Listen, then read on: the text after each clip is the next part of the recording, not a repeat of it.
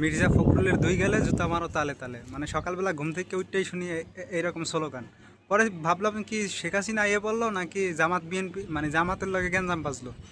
পরে দেখি যে না, কোনো দল না, এরা নিজেরাই, মানে যারা মনোনয়ন পায় নাই, কুমিল্লা 6 আসন সেই জায়গার প্রার্থী স্লোগান দিতেছে মির্জা ফখরুলের দুই গেলে জুতা মারো তালে তালে।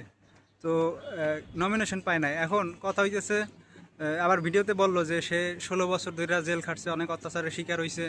তো সে পায় নাই, মানে নমিনেশন পায় না, এর জন্য সেই কষ্টে সে এই স্লোগান, মানে এই বিক্ষোভ সমাবেশ করতেছে। তো কথা হইতেছে যে 16 বছর করছে, এখন এই 16 বছর যে সে মানে জুলুমের শিকার হয়েছে, অনেক অত্যাচারের শিকার হয়েছে, এটা কি সে দেশের জন্য করছে নাকি জনগণের জন্য করছে, নাকি সে এমপি হইবে সে নিজের স্বার্থে করছে? এটা তো আমাদের জনগণের প্রশ্ন। আর এই যে এইরকম স্লোগান তো আওয়ামী লীগের আমলেও শুনি নাই যে এইরকম তারে নিয়ে স্লোগান দিছে যে মির্জা ফখরুলের দুই গেলে জুতা মারো তালে তালে।